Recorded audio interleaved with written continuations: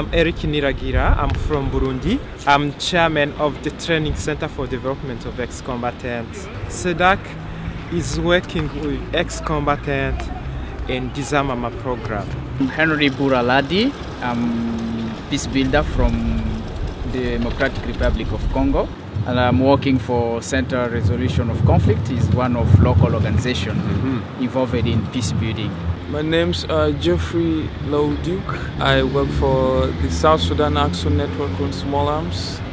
In the near past, we have been focusing largely on the dangers of small arms, basically the implications of their misuse.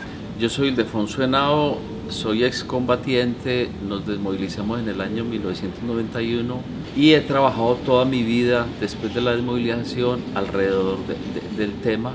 Estudié, como dato interesante, psicología social como una forma de entender y explicar.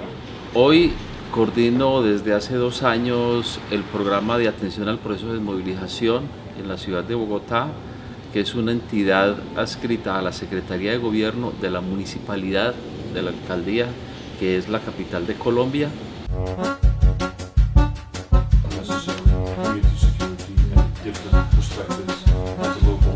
In Burundi, we do our best to help people, but the needs very high.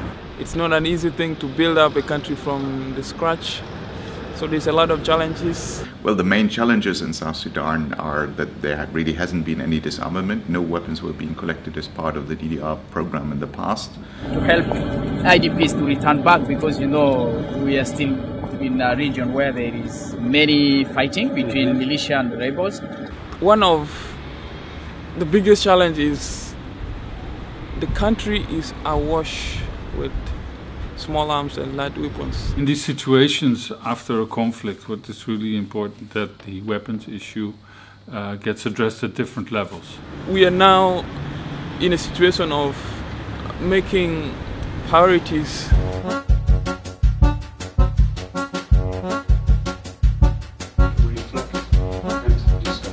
If you can't reintegrate the ex-combatants back in society and provide them a good living, then I think all your efforts have been failing.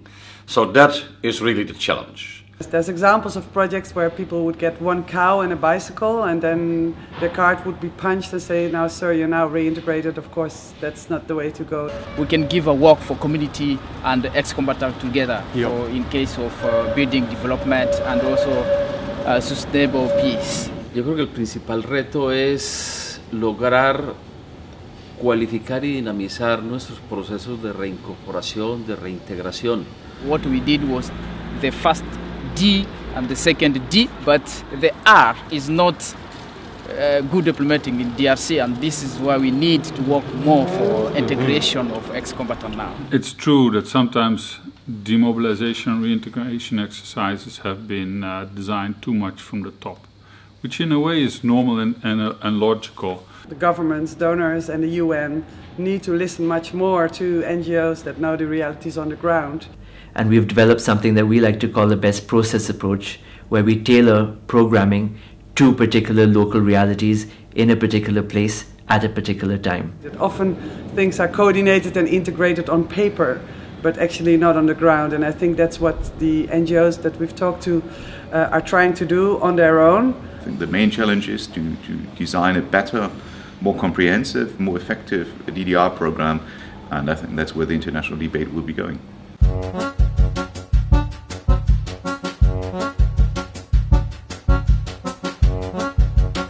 You believe we can do many things. We can share experiences and they could help us to continue our work. So you want to have a balanced approach so that not only the ex-combatants get certain assistance, but also other people are facilitated in taking up their normal lives again. We need more collaboration with international organization, national organization, and also with local organization. I think it's important that we bring civil society leaders together, which have the credibility, and then the international organizations of the government who have the resources to do these programs in a proper way.